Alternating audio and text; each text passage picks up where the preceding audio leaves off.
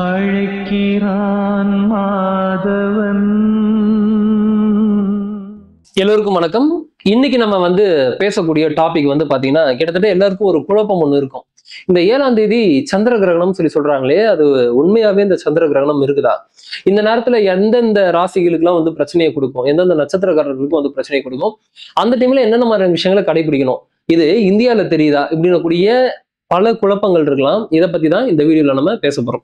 So சந்திர கிரகணம் அப்படின்னு சொல்றது பாத்தீங்கன்னா, சூரியனுக்கும் சந்திரனுக்கும் இடையில் பூமி வருவது பாத்தீங்கன்னா சந்திர கிரகணம் அப்படின்னு சொல்லுவோம். இது வருடத்துல கிட்டத்தட்ட ஒரு 2 வாட்டி அந்த மாதிரி நம்ம சந்திர கிரகணம் வர்றதாக இருக்கும். சில நேரங்கள்ல இந்தியால தெரியும், இல்லைன்னா இந்தியால தெரியாம இருக்கலாம். இந்த மாதிரியான விஷயங்கள் இருக்கும். ஆனா இந்த கிரகணம் இந்தியாவில் தெரியுது. இது எந்தெந்த நாடுகள்ல தெரியுதுன்றதை நான் சொல்லி வரேன். எப்போ இந்த சந்திர கிரகணம் இருக்கு அப்படின்னு சொல்லி பார்த்தோம்னா, தமிழ் விசுவசு வருடம் ஆவணி மாதம் 22ஆம் தேதி ஞாயிற்றுக்கிழமை 7/9/2025 அன்னைக்கு இந்த சந்திர கிரகணம் அப்படின்றது இருக்கு. சோ இந்த சந்திர கிரகணம் ஏற்படக்கூடிய டைம் அதுதானே ரொம்ப இம்பார்ட்டன்ட். ஏன்னா எந்த நேரத்துல இது ஏற்படுது, நான் எந்த நேரத்துல வெளியே போக கூடாது அப்படின்றதெல்லாம் இந்த நேரத்தை வச்சுதான் நம்ம கால்குலேட் பண்ணுவோம். சோ இந்த சந்திர கிரகணம் இப்ப வரக்கூடிய இந்த சந்திர கிரகணமானது ராகு கிரகஸ்த சந்திர கிரகணம், அதாவது ராகு கிரகஸ்த கேது கிரகஸ்த அப்படின்னு சொல்லுவாங்க. இது பாத்தீங்கன்னா ராகு கிரகஸ்த சந்திர கிரகணம். சரி, இது கிரகணம் ஆரம்பிக்கக்கூடிய நேரம் என்ன அப்படின்றத நான் சொல்றேன். அதுக்கு முன்னாடி இப்ப நான் கொடுக்கக்கூடிய டைம் எல்லாமே பாத்தீங்கன்னா திருக்கணித முறைப்படி துல்லியமாக கணிக்கப்பட்ட பஞ்சாங்கத்துல இருந்து எடுக்கப்பட்டது. சோ அதனால இதுல எந்த ஒரு குழப்பமும் வேண்டாம். இது சரியாக இருக்கும், தாராளமாக கடைபிடிச்சுக்கலாம். கிரகணம் ஆரம்பிக்கக்கூடிய நேரம் என்பது இரவு 9:56 PM. அப்பதான் அதாவது 7ஆம் தேதி 9வது மாசம் 2025 ஞாயிற்றுக்கிழமை அன்னைக்கு இரவு 9:56 PMக்கு கிரகணம் ஸ்டார்ட் ஆகுது. அப்போ இது ஸ்டார்ட் ஆகி முழுமையாக ஏற்படக்கூடிய அந்த கிரகணம் எப்போ ஏற்படுது அப்படின்னு பாத்தீங்கன்னா, முழுமை அடையக்கூடிய நேரம் எது அப்படின்னு பாத்தீங்கன்னா 10:59 PM.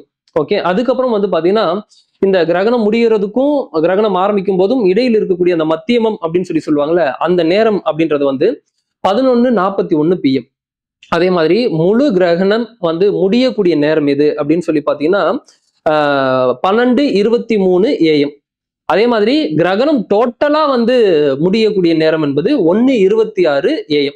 ஸோ அப்ப என்னன்னா நைட்டு 9:56 PMக்கு ஸ்டார்ட் ஆகி அடுத்த நாள், அதாவது 8ஆம் தேதி 9வது மாசம் 2025 அந்த இரவு பொழுதே முடிஞ்சிருது. அப்போ 1:26 AMக்கு அந்த டோட்டல் கிரகணமும் முடிஞ்சிருது. அப்போ இந்த கிரகணத்தால் எந்தெந்த நட்சத்திரக்காரர்களுக்கு பிரச்சனை ஏற்படும் அப்படின்றத பஞ்சாங்கத்தில் கொடுக்கப்பட்ட விஷயங்களை நான் உங்களுக்கு சொல்றேன். அப்ப இந்த கிரகணத்துல எந்தெந்த நட்சத்திரக்காரர்கள் பாதிக்கப்படுவாங்க அப்படின்னா, சதய நட்சத்திரம், புரட்டாதி நட்சத்திரம், உத்திரட்டாதி நட்சத்திரம், புனர்பூச நட்சத்திரம் அண்ட் விசாக நட்சத்திரம்.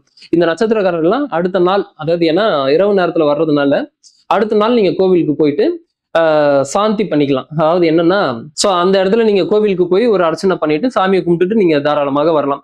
அதே மாதிரி பாத்தீங்கன்னா அந்த கிரகணம் முடியக்கூடிய நேரத்துல இல்ல நான் ஏதாவது பண்ணட்டுமா அப்படின்னா, அந்த நேரத்துல சந்திரனோட மந்திரம் இருக்குது, அந்த மந்திரமா நீங்க சொல்லலாம். அதே மாதிரி எந்தெந்த நாடுகள்ல தெரியும் அப்படின்றது ரொம்ப ரொம்ப இம்பார்ட்டன்ட். இது ஏன்னா சில பேருக்கு சொல்லும் போது இந்தியாவுல தெரியுமா தெரியாதாங்க, இதெல்லாம் எங்களோட நாடுகளுக்கு கடைபிடிக்கணுமா அப்படின்னா, எந்தெந்த நாடுகள்ல தெரியும்ன்றத சொல்றேன். இவங்க எல்லாருமே கடைபிடிக்கணும். இந்தியா, ஆசியா, ஐரோப்பியா, ஆஸ்திரேலியா, ஆப்பிரிக்கா, அண்டார்டிகா, மேற்கு பசிபிக் பெருங்கடல் அண்ட் இந்திய பெருங்கடல், கிழக்கு அண்டார்டிக் பெருங்கடல் ஆகிய நாடுகள் எல்லாத்துலயுமே தெரியும். சோ இந்த நாட்டுல எல்லாம் நீங்க இருக்கிறீங்க அப்படின்னா இது உங்களுக்கு உண்டான சந்திர கிரகணம் தான். ஸோ இந்த சந்திர கிரகணத்துல கொஞ்சம் பார்த்து சேஃபா இருந்துங்க. யார் யாரெல்லாம் சேஃபா இருக்கணும், நான் இந்த நேரத்துல என்ன கடைபிடிக்கணும், ஆல்ரெடி எல்லா கிரகண காலத்தப்பையும் இதை பத்தி நான் பேசியிருக்கேன். மெயினா இந்த கிரகணம் அப்படின்னு சொன்னாலே நார்மலாவே வெளியே போக வேண்டாம், ஸோ டைரக்டா பார்க்க வேணாம், இந்த மாதிரியான விஷயங்களை சொல்லுவாங்க. அந்த நேரத்துல சமைத்த உணவுகளை எடுத்துக்க வேண்டாம், இந்த மாதிரியான விஷயங்களை சொல்லுவாங்க. அதே ஒரு விஷயம் தான் இந்த கிரகணத்திற்கும் நீங்க கடைபிடிக்கணும்.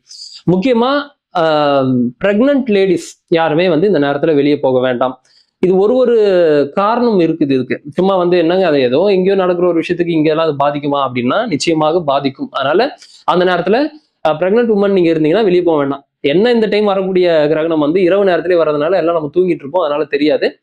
அந்த நேரத்துல ஏதாவது நீங்க டிராவல் பண்றீங்க, இல்ல டிராவல் பண்ற மாதிரியான சுச்சுவேஷன் இருந்துச்சுன்னா அந்த மாதிரியான நேரத்துல டிராவல் பண்றதை தவிர்த்துக்கலாம். அப்போ என்ன மாதிரியான விஷயங்களை கடைபிடிக்கணும், இந்த கிரகணம் ஏற்படக்கூடிய அந்த நேரத்துல வீட்டுல ஏதாவது உணவுகள் இருந்தது அப்படின்னா அந்த உணவுகளை அதை அப்படியே நீங்க ஓரம் கட்டி வச்சிருங்க. இல்ல ஏதாவது மற்ற ஜீவன்களுக்கு உணவு அளிச்சிருங்க. திரும்பவும் அந்த உணவை சாப்பிட வேண்டாம். பிஃபோராவே இந்த கிரகணம் ஆரம்பிக்கும் போதே எல்லாத்தையுமே காலி பாத்திரமா வச்சுங்க. தண்ணியில தர்பைப்புல் போட்டு வச்சுக்கலாம். அதே மாதிரி வந்து பிரெக்னன்ட் லேடிஸ் இருக்கிறாங்க அப்படின்னா தர்பைப்புல்ல வந்து கொண்டையில வந்து நீங்க சொருவி வச்சுக்கலாம். ஸோ இந்த மாதிரியான தர்பைப்புல்லை நீங்க பயன்படுத்தி ஏதாவது இப்போ ஒரு உணவு இருக்கு, இப்போ அந்த இதை வந்து நம்ம தூக்கிலாம் போட முடியாது, யூஸ் பண்ணி தான் ஆகணும் அப்படின்னு இருக்கக்கூடிய இதுல வந்து நீங்க அந்த தர்பைப்புல்ல போட்டு வச்சுக்கலாம், தண்ணியில தர்பைப்புல்ல போட்டு வச்சுக்கலாம். இந்த மாதிரியான விஷயங்களை பண்ணும்போது அந்த நெகட்டிவ் எனர்ஜி எதுலையும் பாதிக்காம இருக்கும். நீங்க அதை சேவ் பண்ணிக்கிறதுக்கு இந்த தர்பைப்புல்ல போட்டு வச்சுக்கிறது ஒரு கரெக்டான முறையாக இருக்கும். ஸோ நான் ஆல்ரெடி எல்லா விஷயங்களும் உங்களுக்கு சொல்லிட்டேன். எந்த நேரத்துல ஏற்படுது, எந்த தேதியில ஏற்படுது, எந்த நட்சத்திரக்காரர்களுக்கு வந்து பிரச்சனையை கொடுக்குது, ஸோ எந்தெந்த நாடுகள்ல தெரியுதுன்னு கூடிய எல்லா விஷயத்தையும் சொல்லிட்டேன். மற்ற ஏதாவது உங்களுக்கு சந்தேகங்கள் இருந்துச்சுன்னா கமெண்ட் செக்ஷன்ல கமெண்ட் பண்ணுங்க. இந்த நேரத்துல சேஃபா இருங்க. இல்லைங்க இந்த டைம்ல நான் வெளியே போயிட்டு எனக்கு என்ன பண்றதுன்னு தெரியல அப்படின்னு சொல்லி இந்த கிரகணம் முடிஞ்சதுக்கு அப்புறம் நிறைய பேர் வந்து கமெண்ட் பண்ணுவீங்க. அப்படி இருந்ததுன்னா ஒரு மஞ்சள் தண்ணி, கல்லுப்பு இதை போட்டு குளிச்சிருங்க. அந்த டைம்ல வெளியே போயிட்டு வந்துட்டேன், சப்போஸ் எனக்கு தெரியலங்க, இப்பதான் இந்த வீடியோ பாக்குறேன் அப்படின்னா கல்லுப்பும் மஞ்சளும் கலந்து தலையோட நீங்க வந்து ஊத்திக்கிங்க. ஊத்துனீங்கன்னா அந்த நெகட்டிவ் எனர்ஜி ஏதாவது உங்களோட உடம்புல பாதிக்கப்பட்டுச்சுன்னா அது எல்லாமே வந்து விலகிடும். ஸோ இந்த ஒரு வீடியோ உங்களுக்கு வந்து இன்ஃபர்மேட்டிவா இருக்கும் அப்படின்னு சொல்லி நம்புறேன். மீண்டும் இதே மாதிரி இன்னொரு வீடியோ பதிவில் சந்திக்கிறேன். நன்றிகள், வணக்கம். ஹரியோம் அண்ணா, நாங்க ஜெகன் என் பேரு. நாங்க திருப்பூர் மாவட்டம் காங்கேயம் பக்கத்துல இருந்து பேசுறேன். நான் லாஸ்ட் டைம் இந்த ஹாரோஸ்கோப் பார்த்திருந்தேன், நம்ம கிட்ட தான் வந்து கொடுத்து பார்க்க சொல்லியிருந்தாங்க. ஸோ நான் பர்சனலா தான் உங்கள்கிட்ட கொடுத்துருந்தேன்.